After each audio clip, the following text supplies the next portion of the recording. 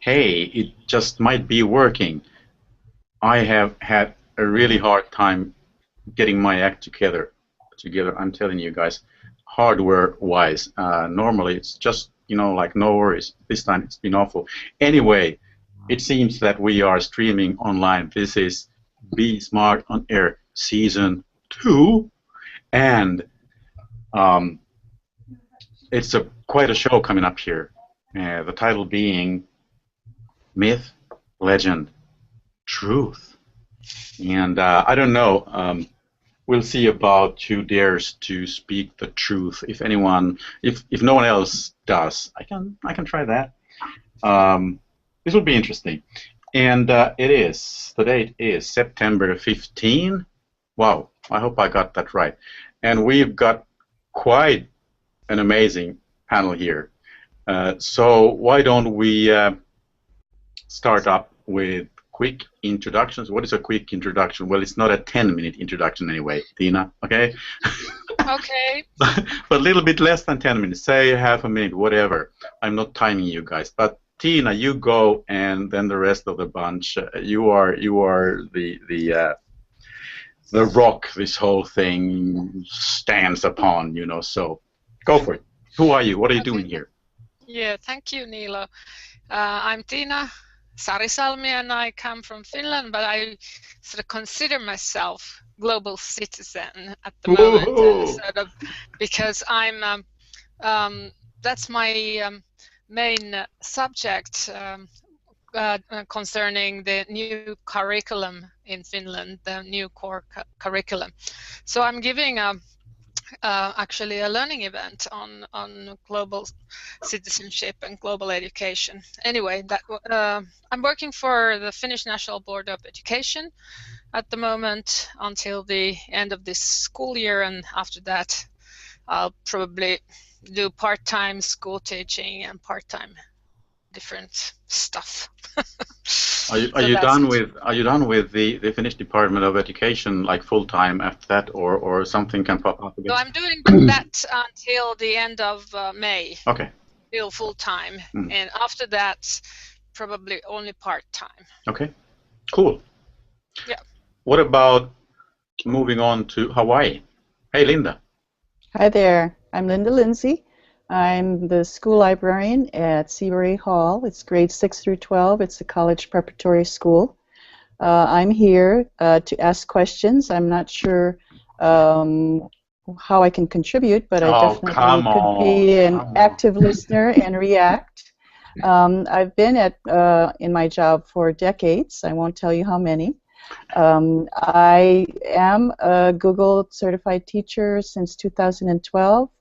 And just got trainer. Thank you very much. I'm thrilled, and obviously I am a Google maniac, and I love Hangouts, and that's why I'm here. Jen and I actually did a couple of student international Hangouts last year, so I'm very interested in the medium and how it can work for our students.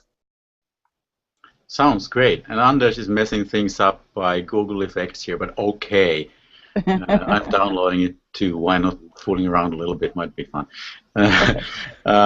Good, excellent. Let's see here. Still in the U.S., we are staying there. Hello there. Is it Massachusetts, or how was it now again, Jennifer? It is. Thanks for having me. I'm Jen Sheffer. I am coming to you from Burlington, Massachusetts, right outside of Boston. I'm currently the instructional tech specialist at the high school. Dare I say the I word, we're an iPad school. You dare. I did, I went there. But we're also a Google Apps for Education district, K-12, that is our foundation. So I am, like you, Niilo, I'm a wannabe. I'm the Google Educator Group Leader for the state of Massachusetts. One of my former students is a current Googler, so I'm always very proud to state that. And we have been working with the folks in the Cambridge office. We got to visit for our inaugural event for our Massachusetts gig. We went over to the Cambridge office. We got to tour the office, and we didn't get lunch, but Yeah, hopefully, hopefully I'll be bringing my students there this fall to You tour. poor souls. Yeah, Lunch yeah, is the great thing when you're visiting a Google. yeah. So I'm in my second year here at Burlington, and this year I'm actually having the opportunity to work in a mobile learning coach position. So I'll get to go into hopefully some of the middle and elementary school classrooms and bring some Google goodness to those rooms. And we've been promoting Classroom quite a bit, and there are some folks here in the district that are using some of the scripts from Andrew, and so we are big fans of being in the cloud, and I'm really happy to be here, and like Linda, just hoping to learn and stay as long as I can. I've come a long way since the first Hangout I did with Linda last year. Took a big risk, but it's been going well, and I've been using Hangouts quite a bit with my students. A couple of them are here in the room working, so I'm just glad to be able to listen and maybe contribute. Very cool. You've been extremely busy, really, and I can't understand how you find the time for everything. But one thing I must point out, we are not sponsored by Google, unfortunately. And in case you guys who know how to pull the strings can fix that, please do. But I just want to point that one out. Hey, Kim, how are you? I'm well, fine. Good. Who are you? What are you doing here? The same question I asked. Yeah, every time. I'm an IT administrator at a local secondary school, or high school compared, in the southernmost part of Sweden, in Malmö. And I've been doing a few Hangouts with Neil over the last 2 years. Yep. They usually end up quite interesting. That is a correct way of putting it.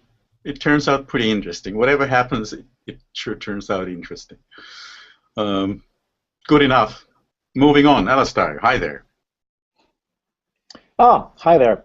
Having the north of Sweden, the south of Sweden, the west of Sweden, then we've got to have the east, and that's where I am. I'm in the southeast of Sweden, in the town of Kalmar, and I work at a university, Linnaeus University, which is I don't know, we've got about 30,000 students.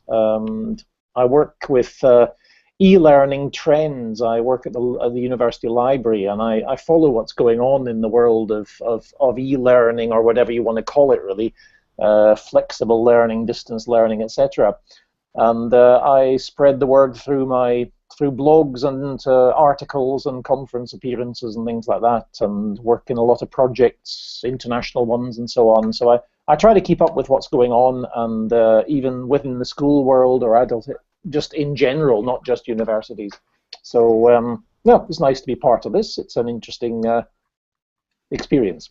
So nice to be with you. Great. It's really super that you could join us, Alistair.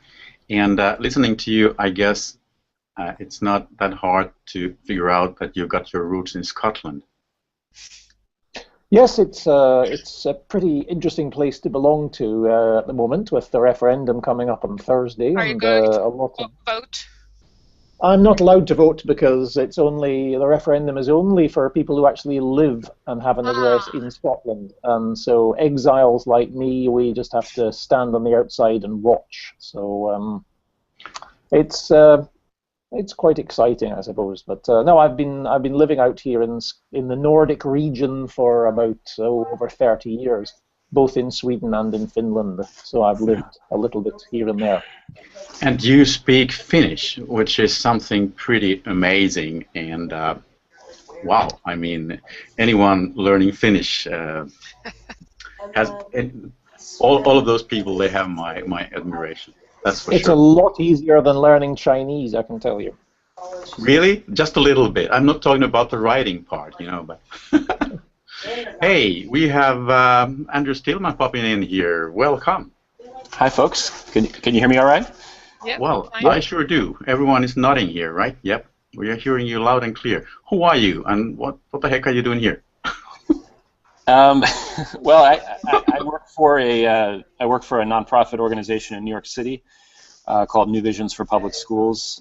We do a whole range of supports. We're kind of like a privatized school district, but we are a nonprofit. one of the services we provide is systems development. So we look at how the schools run, and we try to find pain points and fill those with free and open source tools. And most of what we've done has been on the Google Apps platform. And I have the great pleasure of working with a team of 4, including myself, in kind of inventing these solutions in partnership with schools. And then we, because of our nonprofit mission, have a dedication to sharing these tools out with the world. So it's proven to be quite an adventure over the last few years, and so we've produced a number of tools like Doctopus.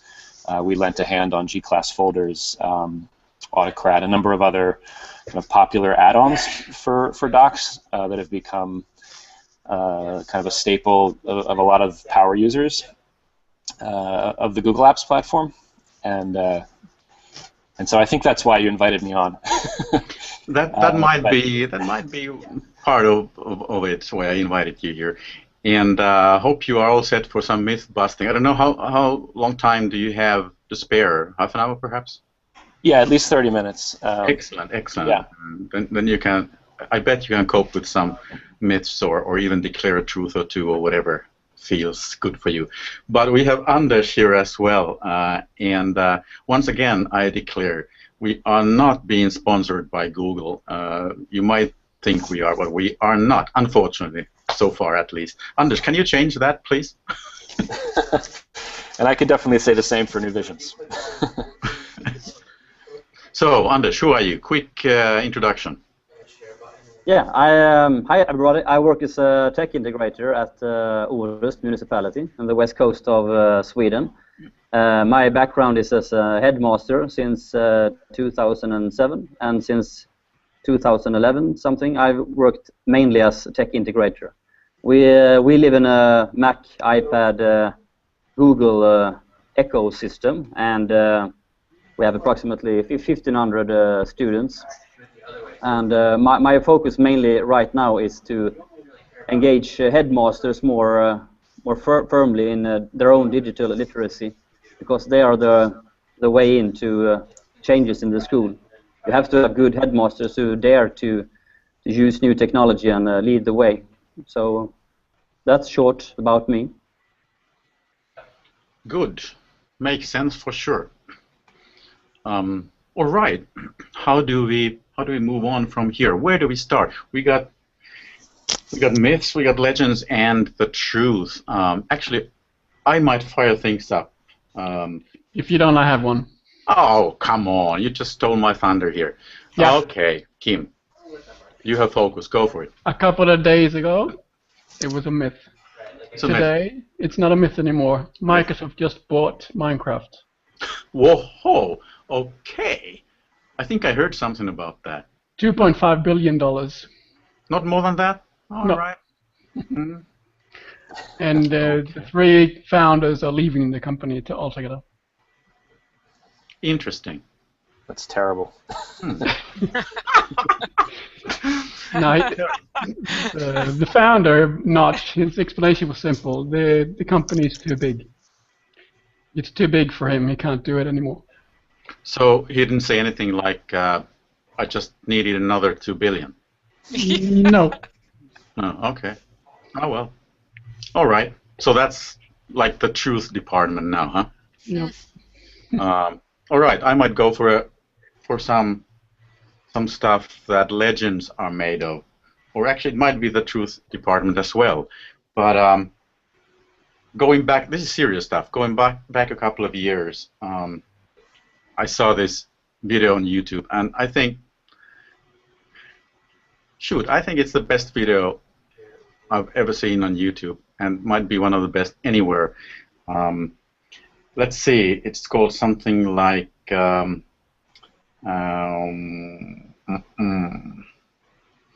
something like Achieving Your Childhood Dreams by the late professor at Carnegie Mellon University by the name of Randy Pausch, I believe. And he passed away way too early, I think some 6 years ago or whatever, way too young. And he had this last lecture. I guess you guys in the US especially know this very well, the story. But apparently there is kind of a tradition that if you'd have a chance to have your last lecture as an educator, what would you say to the students? And when he had his last lecture, it's easy to find on YouTube, definitely has billions of hits, I believe. What would you say this last time? And when he had his last lecture, being terminally ill by that time, but in great shape, you would have thought, seeing him, listening to him. He was talking about the importance of achieving your childhood dreams. And it's so great. I've seen it a couple of times, and every time I kind of well up. It's just amazing. So the truth is, that's some of the best stuff I've ever seen connected to education. So both legends and in truth department here. Let me see on yours again. Show me Have you guys seen that? Anyone? Nope. Well, you have something to look forward to. Anders just posted the link in the chat. Maybe we want to also post it to some place that the viewers can see. I'll try to. Let's see if I manage to put together some links afterwards. Perhaps on the Google Plus web page or event page or whatever. I'll try to do that. What else do we have?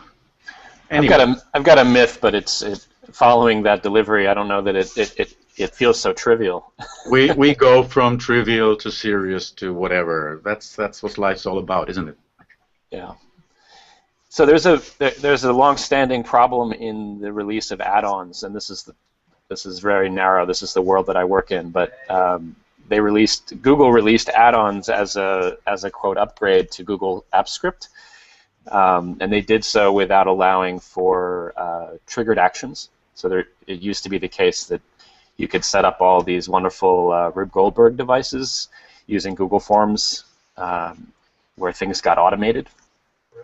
And a lot of folks have been missing that functionality. It's one of these things where you can take a simple Google form and make it do lots of fabulous things. And there's a lot of folks who believe that this is because you can't use triggers in the new sheets, that it somehow is related to that, and it's actually not. It's that you can't use triggers in add-ons.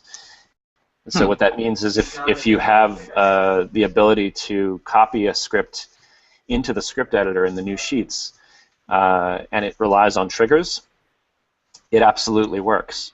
And so a lot of folks seem to believe there's no triggers in new sheets. That's simply not true.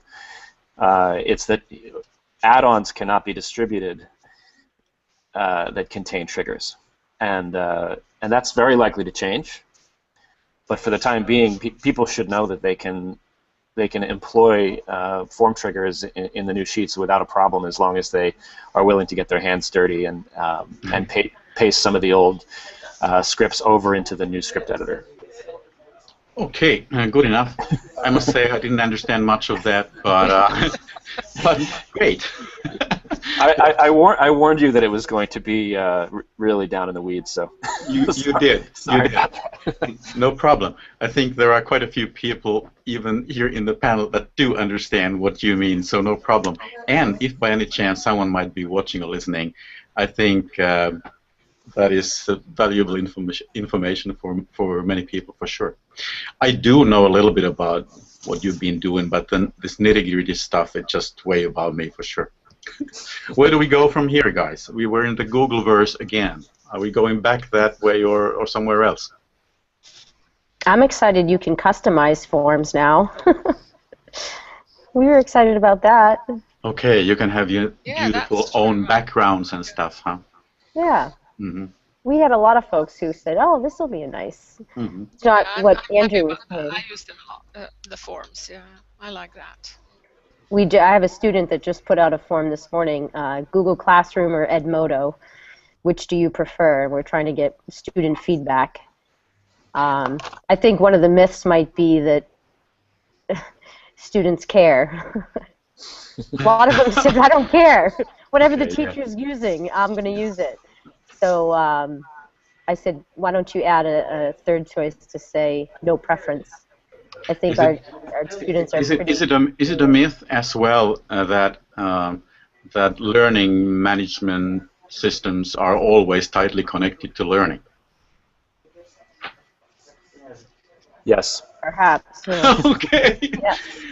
That's, I must say, perhaps unfortunately, it's my experience from the very few. I don't know if they are called learning management systems actually that I've been connected. I think that's something like it, like that in Sweden. They're called learning platforms or whatever. And most of them, I think they are like administration or whatever, you know, not that much learning necessarily. So. But like, at least Jen, by the way, you had something about digital natives, didn't you? or not. Oh, yeah, when we were brainstorming through our doc, talking about the whole concept of digital natives, that you know, all students growing up today are just intuitively able to, you know, use an application or a web tool for learning purposes, and I have found that's not always the case. They do need a lot of instruction and guidance, and I don't think the teacher role is ever going to be replaced by technology, which is a good thing for all of us. There was a great article tweeted out this morning. Actually, it was in the Google Plus for the show that I read that talked about, you know, it's a myth that the teacher shouldn't talk. And that really, you know, I'm quite the talker, so it made me No kidding. a little bit. I can't stay too much longer, but you know, I really liked what that article said, and I tend to agree with it. I think that, you know, we do have a lot of knowledge and life experience to share with our students, and you know, some of the best lessons that I have had so far in a one-to-one environment have involved zero technology. You know, it's been, you know, when I have all the students eye contact on me and they're really listening and taking in everything that I'm sharing. I guess you could say it's a lecture, but not all lectures have to be boring. And it resonates with students, and a lot of those messages that I share, they learn a lot from. So, you know, I guess one of the big myths is that, you know, you'll show them an app and they don't need any instruction and it's real simple, but that's not the case. I have found that students, you know, they open it up and they need you to walk them through it sometimes. And then, of course, there are the students who can just take a new tool and run with it, and they teach you. But not every single student is capable of just picking something up and being able to run with it intuitively. I couldn't agree more. And even those students, I mean, there are obviously lots of young people who are really tech savvy, and somehow I feel that that's not the point either. They might be tech savvy, but pretty much, well, most often anyway, they really need to get deeper into what's happening, like behind the scenes. You know, everything about, heck, meeting other people and behaving in a way that it works in whatever context that they might be involved in. I think that's really important for the teachers as well, to get that message through. Yeah. Could I? Well, it's both. Could I just come in here, because this is one of my pet subjects as well. The whole digital natives myth is becoming. It's amazingly difficult to destroy. There's lots of research that shows that it's basically nonsense. But we keep trotting. It keeps getting trotted out at conferences as a sort of. It's an urban myth, really, and.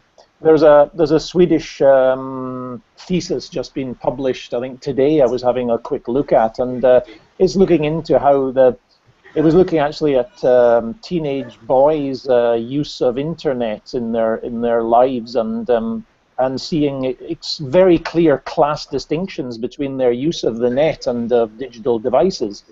That was interesting, and that it very much depends on the educational background of the parents, and also the sort of culture, the youth culture they belong to, how they use digital tools.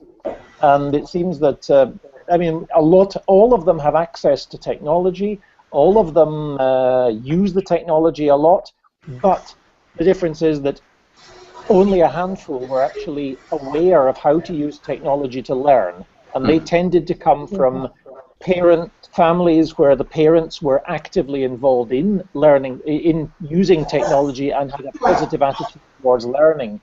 The others basically used the net and their devices simply for entertainment and for socializing.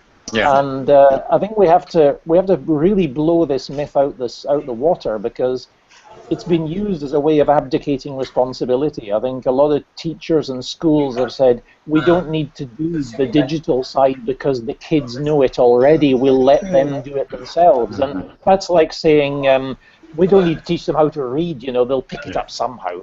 You'll ask a friend or something like that. I mean, I still hear it being trotted out even in schools, saying we don't need to explicitly teach digital literacy because they all know it. That's so important. I think it's so extremely important that we recognize this. It's exactly what I've been experiencing as well. We've been into one-to-one for more than 3 years, I think now, and well, there were reasons to why everything was implemented very quickly, and we had actually not much time to prepare everything, but it's just amazing how easy it is to somehow get into this way of doing things that, heck, they know the tech, you know, and perhaps they do, but then you miss the most important thing anyway, you know, like the really important questions and connected to learning and heaven's life, I think. I just want to jump in really quick because we've been asking students their opinions on Edmodo versus Classroom, because they've been exposed to both. By the way, Jennifer, would you just say a couple of words about Edmodo? I don't think everyone, including me, knows much about that. So Edmodo is sort of known as the Facebook of education. It is integrated with Google Drive. It has a similar interface to Facebook, where there's almost like a wall where students and teachers can post comments and have discussions. They can do quizzes. Teachers can set up quizzes that are automatically graded. They can create folders and set up a library. And as I mentioned, it does have a Drive integration. Parents are also included with Edmodo. So it's a nice tool. A lot of teachers here in the Burlington district use it. And now some have transitioned over into Classroom because they have found, myself included, the Google Drive integration is much tighter. And I'm really curious to know what students think about the two platforms. And some of the feedback has been that students feel that Edmodo is more social, which is really interesting because it's not, it's meant for academic purposes, but they view it as having a social component. And they said Classroom is just organized and it's just for school. And so that's been, we're still exploring that. We're only in our second week of school, but I find it really fascinating. I really want to hear what the students have to say about it. But unfortunately, I have to jump out of this. The other myth I want to bust is that you shouldn't smile until December. I try to smile every day as often as I can. I'm going to watch the rest of the conversation and video, but I do have to leave. I've had a few folks popping in, so I have to head out. But keep me posted. I'm sorry I have to leave early, but I'm in the same boat. Keep on myth busting. Andrew, thank you for all your work. It's mind-blowing, so I want to get involved in that more and learn about that more, and I know you're doing some great things for teachers and students. So. It was great that you could join us, Jennifer. Super. And until next time, then. Absolutely. Thanks, guys. Yep. Take care. Bye-bye. Bye.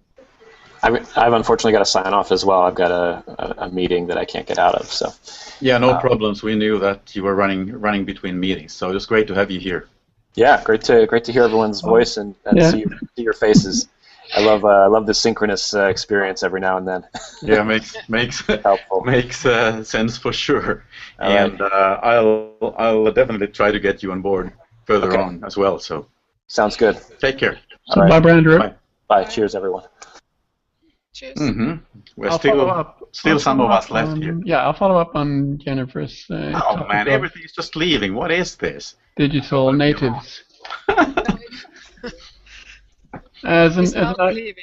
No, as an IT administrator, I get hundreds of students coming throughout a week, and outside my office, I have instructions out how to connect to the Wi-Fi network with words and pictures, and still they can't do it. Basically, because they don't read it. Yeah. They look at it. So that's the truth. The students don't read what they should read, huh? Yeah, I tell them. That goes to adults as well, teachers. First you try without reading, always. Yep. And then you just read if that's absolutely necessary, and you can't manage any other way, which means clicking everything and sort of testing and clicking and. But isn't that the case that we? I think that's a very good way of learning. Yeah, we old folks don't care. If I can just be, I'm always. I tended to look into this thing very much in the same way as you all seem to look. But when you are so single-minded, so I started to think about it differently, and what I sort of oppose, or I'm against that, is that we sort of seem to always evaluate or consider or look at the world from our experience and from what we are now, or even worse, what we were used to be 10 years or 15 years ago, because the world and the experience and learning and everything is changing all the time, and the ICT is changing this, and whatever we think of our importance, the 80% of everything that children learn is learned outside school, somewhere there, and they're really important stuff they learn outside. And of course, I don't mean that schools should be abolished. I think we have an important role to do things, and I think it's more like after reading Alistair's blog, which was really thought-provoking. It's more like learning to learn. I think that's our main thing at school. We should sort of help students learn to learn, and help themselves, and sort of help in the 21st century skills. I think it's more like the skills department rather than the knowledge department. There's still one more level, though. The kids have to do the learning. I mean, you can teach them how to learn, but they actually have to do some of the work themselves. Yes, yes. That's rough. Yeah.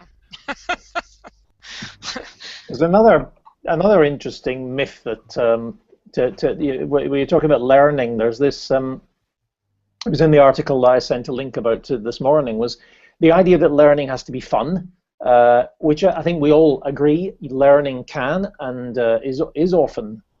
It's more fun than it maybe used to be, and it's great when it is fun. But a lot of learning isn't an awful lot of fun, and we have to sort of that's also a thing that we maybe shouldn't go on the fun thing too always. Oh, I don't want to sound wrong here, but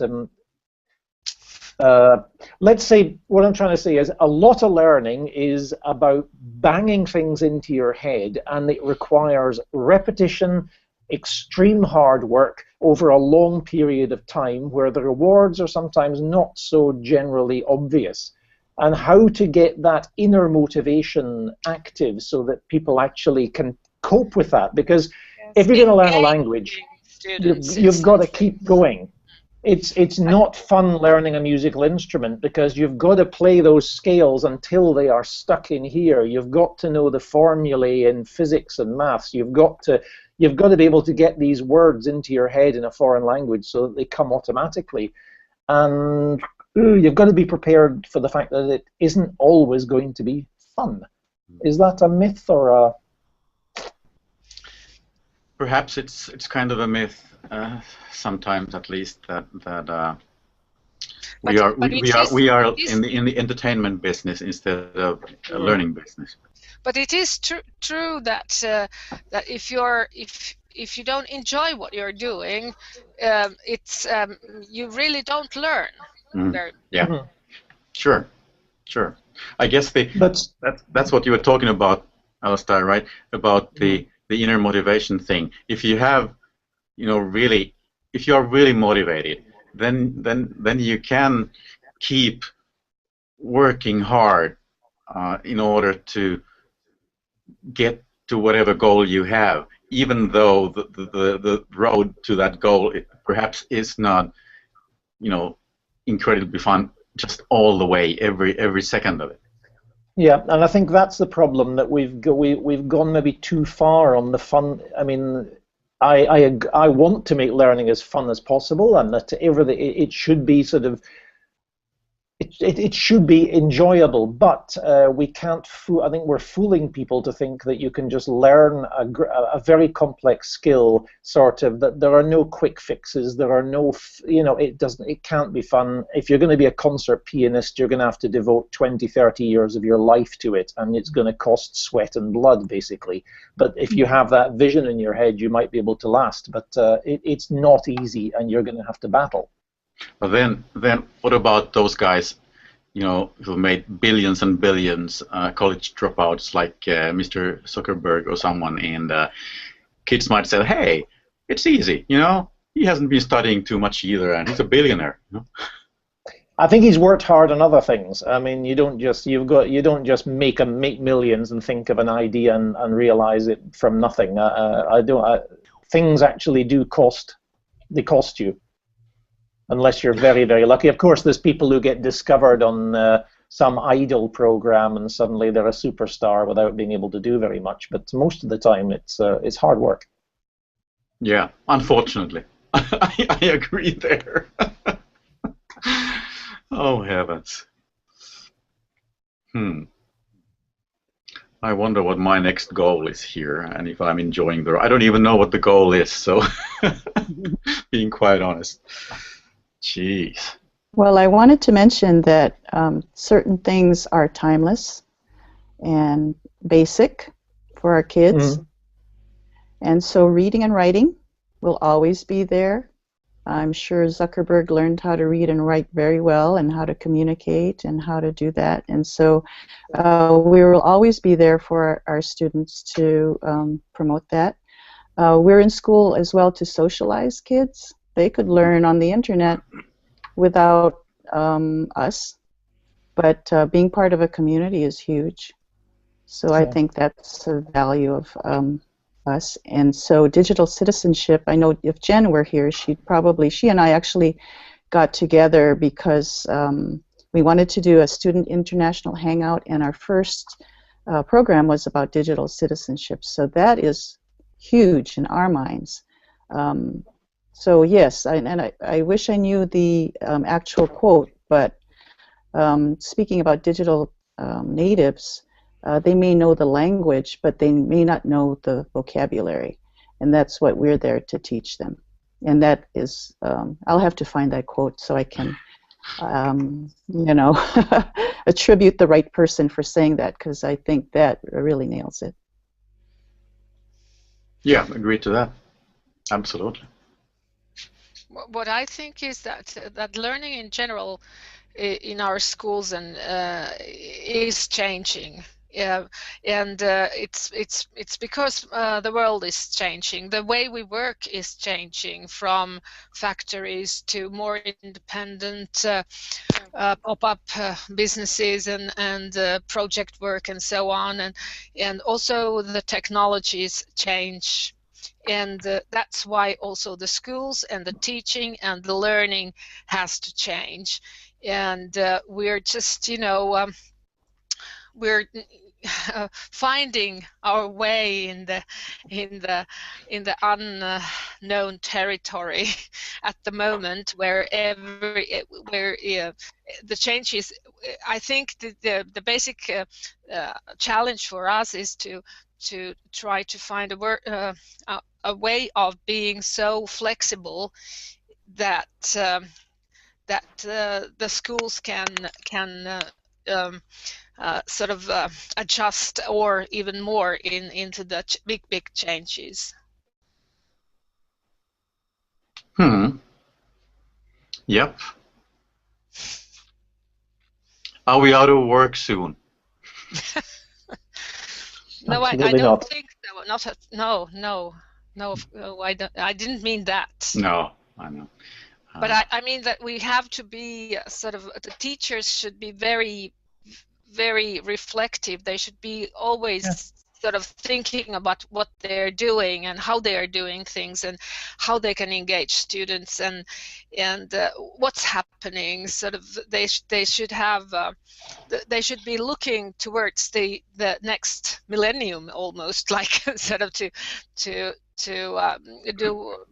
the right choices and being able to even to communicate with the generations to come and that are growing and the changes. I mean, I was talking about ICT and our school or our communal ICT strategy, and there were people who were very afraid of these big changes, and I said, hey, come on, in 5 years, this is just the first minor step. In 5 years, the students will be walking around with Google glasses on, and it will be every day. And what are we going to do at school then? So, it's just we have to be ready, and we have to be courageous and not be so stiff, and not be very, very flexible and very, very forward towards the future. Yeah, I think a great teacher is a teacher who loves to learn. And if you're not curious and you're not interested in learning new things, I don't think you can be a very good teacher, because there are sadly a lot of teachers who don't seem to be really like learning, who actually are not very curious about the ICT or anything else. They've discovered their answer maybe 10, 20 years ago, and they keep doing. And that's, I mean, the key is you've got to we're all learners, and that's the key. It's kind of interesting in this context of the changing ICT landscape and learning as such. Quite a few times I've heard people saying that these days all the people, especially the young people, they have all the knowledge of the world available, through whatever smartphones or something. They don't. They have all the information perhaps available, but talking about that they have all the knowledge there, that's I don't think so. It's a huge They don't know where to difference. find it. They don't know where to find it, and when they do find it, they don't know how to judge it, to assess it critically, and actually work out what's relevant and what's not. There's our mission, really, to help them with that. Absolutely. There's so much information everywhere that it's a really tough job to use that in order to somehow, perhaps in the end, get to something that might be described as knowledge. I think. I don't know. I think if you look back a few years, when I was learning, and well, I'm still learning, but when I was at school and so on, I sort of believed that we had one textbook for history, and I believed it. I thought that is the truth. That's it. And it took me a long time afterwards I realized it wasn't that. I mean, from what we know now, it was a pack of lies, actually, most of it. But I mean, we grew up thinking that there is, that encyclopedia on the shelf, that's the truth. And now today it's much more complex. I think kids today, when they start working with in Wikipedia and source criticism, they're beginning to realize, wait a minute, the truth is, it says this on this one and this on the other. Who's right? This is actually, I have my principal in our upper secondary school who was very worried about this thing that there is no, where can I find the absolute truth now that the school books are sort of, there's so much stuff in the internet. And so he thought that instead of the encyclopedia in the bookshelf, he'll buy an encyclopedia on the internet, so that works on the internet. So that would solve the problem. It would be sort of, so it was like you could see that I was so angry. I said that it's just, can't you see that the old solutions are not there anymore? You can't just go back to the encyclopedias and find the truth there. It's just a different way of understanding knowledge and building knowledge and changing. Knowledge is changing all the time. So it's like, but this is something that people feel, and especially teachers feel very unsafe about. They just, they still would love to have the right answers, the truths, which and so on, which which I questioned. Neil, you remember, I said I don't know about the truth. I know the myths and the legends, but the truths? I wanted to say something about the encyclopedias. We actually, I don't know, you probably already know this, the Encyclopedia Britannica is not in print anymore. It is online. And actually, I don't think it's a bad thing to have an encyclopedia like Britannica, because they curate, they are the experts. That's one of, you can go there. We actually in Hawaii have access via our public library card to the Britannica, and I teach it to the kids. I say, go here first, and these are what are the experts are saying. The cool thing about the Britannica now is it's updated, daily, instead of that 29 volumes that the last one we have is 2010. So even I don't think it's a bad thing to have what experts say on a particular topic. If you just globally think, it's just the very, very white Caucasian American or English perspective to history and the world. So I wouldn't. You're correct. Just yeah. I think it's one of the tools. I think it's one of the tools that our kids would have. It's one. Yeah, of course. Yes. Absolutely. And I feel also that like I said earlier, all our students have their own connected computers, and since a couple of years ago, and sometimes I wonder if we have made a couple of mistakes along this ride, since when, for whatever reason, there is no internet access, then you, of course, hear this thing: we can't do anything. How can we learn? We can't learn. We can't do anything since no internet access. Everything is, doesn't make sense being at school. It doesn't make sense doing anything because you can't learn anything if you don't have internet access. You can't work with no email. Yeah. You can't do anything. There's no learning possibly taking place if you don't have internet access. Official dictionaries and official encyclopedias are a good thing to have. And comparing Encyclopedia Britannica they did with Wikipedia a couple of years ago, found out that Wikipedia was actually more correct on certain subjects. But then again, it feels good to go back to something. This is lots of people put a lot of work into this. Mm-hmm. I at home have an Oxford English Dictionary. Yes, not the little one, the big one, but in micro format. So on each page, the book is like a half a meter long. On each page, I have 9 pages, so I have to use a magnifying glass to read it. But it's the big one. It's the real Oxford English Dictionary with words and etymology back to the 14th century. And it feels good every now and then to go look up a word there, because I can't afford to have a subscription to the real one, or to the online version or a new version. But this was from an English English book club a few years ago. I'm telling you, Kim, the truth is in there. It's not out there. It's in there, in those books. Truth is in the eye of the beholder, really. I believe in X-Files. The great thing about... Well, the Oxford English Dictionary is a documentation of our history. I mean, that is huge. You know, community is everything. So I think those basics will never go away. So yeah, why couldn't Niels look at that and as an option and look at the overall picture? Well, that's what we want our kids to do. We don't want them to just look at the Britannica or just look at a Google search. We want them to be able to discern from what they're they're. That's right. Yeah, exactly, Linda.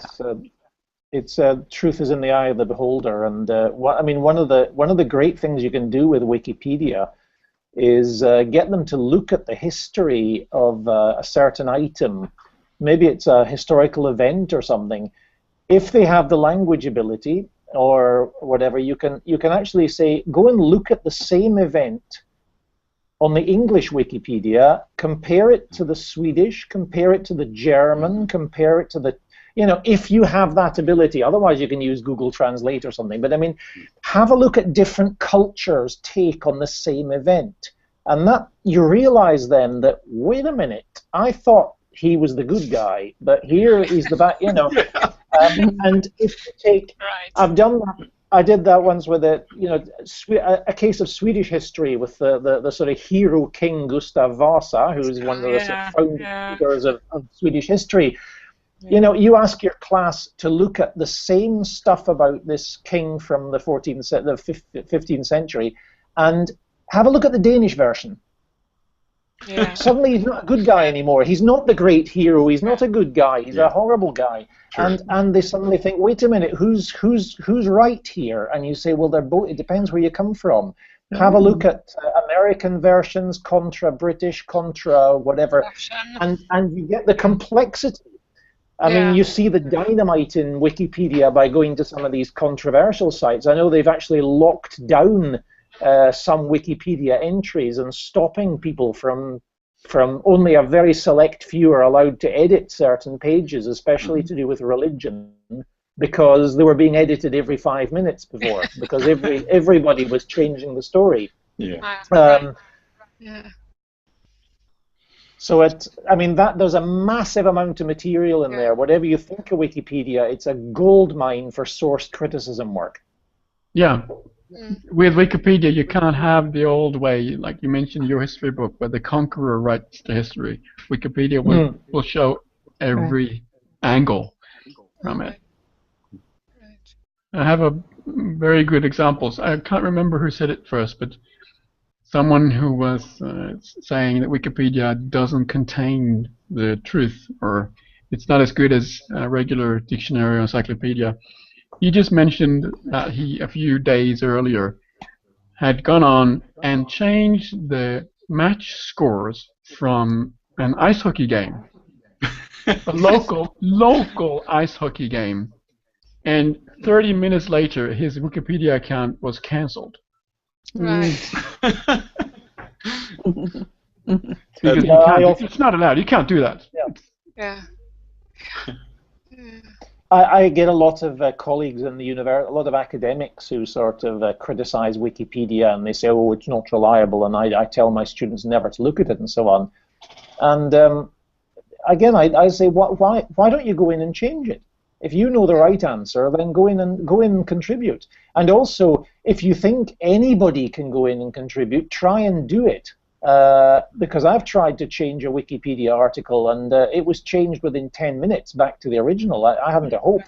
If you don't do it 100% right, it won't be accepted. So, I mean, you try changing it. Yeah, I've tried that too. It's pretty amazing, actually. Somehow I still can't understand how it is possible there are so many people who are watching so closely, or billions of topics as it seems, but that's the way it works apparently. Yeah, Well, you can imagine somebody getting an alarm call in their bed when somebody's changed an ice hockey result. Oh my God! You know. Oh God. Well, actually, however, I think this sort of is a very good sort of metaphor for what knowledge is today, and how it's sort of collaboratively created and evaluated and judged, and how it's changing every day and every minute, and how I think this is something that it just reflects what the world today is, with several truths and collaborators and just trying to take this a bit further all the time. But I think it's fascinating. I love it. Yep, me too. So Anders, what do you take with you from this 1 hour discussion, listening to all of us crazy folks here? What are you going to tell your teachers and your students? Well, I can say that I've got some more fuel for the discussion about digital natives, because I meet that a lot. When some of the headmasters are afraid, and they say, "Oh, but we don't have to learn the kids so much about digital literacy because they're natives," and that's a fact. Fine. And this discussion has given me some more energy to face that. And my focus is mainly on the digital literacy amongst the head teachers. That's my main task right now. I work with 8 headmasters on a personal basis, coaching them to dare. And to able to do that, you have to have a mandate with them. So I'm a headmaster as them, and therefore they rely upon me. And there's no prestige. Okay, if sometimes perhaps a bit, but that's my job to find what they really want. And basically now I'm trying a lot to making them confident in using the camera for self-reflection. When they're holding meetings, just face the camera towards themselves, telling the staff like, I use this because I want to get better. And just by doing that, being a role model, they send out such an important message to their staff. Our headmaster dares, why shouldn't I? Sure. Yeah, it's tough, like speaking in public, for sure, and somehow talking to you guys, with you guys. So I don't even feel I'm talking in public, but I guess somehow we are, all of us. But it's not easy, and I think it's no wonder students find it tough. When, at least speaking for myself, I find it pretty darn hard. Even talking with you guys, it should be, easy peasy, no worries. But it's not that easy, and I think for me at least, it's a good reminder doing this stuff that when I say to the students, okay, now you guys are going to whatever, you got 10 minutes or whatever to talk about your work, what you've been doing, and there'll be 50 people listening. It's not that easy. So that's one part of what I like doing this stuff, and of course it's so much fun, and I must say this is the best professional development I've ever been involved in my whole life, I think. So great stuff. I think we've been going on here like for 1 hour at least, and that's about what I said from the beginning. So I suppose we should be wrapping up here. Any famous last words here? I wanted to thank you, Nilo, for inviting me. That was a pleasure. Great. I hope you can join us many times in the future as well. I would love to. I will. Me and Tina, we will try to keep this stuff popping up every now and then, and hopefully on a monthly basis, even in the future. And everyone who wants to join, so more than welcome. It's been tons of fun having you guys on board here today. I think it's also Alistair and Kim and that are on the leading board nowadays. Absolutely. That's Absolutely. team these days. Yep. I just have lost my sort of lower third. So you must send it to me again. No big deal. No big deal. That's not the main thing here. So okay, I think I'll be heading home soon. Really, since I'm still at work here, I can't do this stuff from home because there are too many distractions. Whatever, there might be distractions here too, but of another kind. So many thanks, everyone. And thank you, Milo. Yep, about the next date and so on, we'll let the world know. Okay. Right? Okay. In about a month. Bye, everybody. Yep, in about a month. Aloha. See you in the air, everyone. Bye. See you. Aloha. Goodbye. Bye. Bye bye, aloha.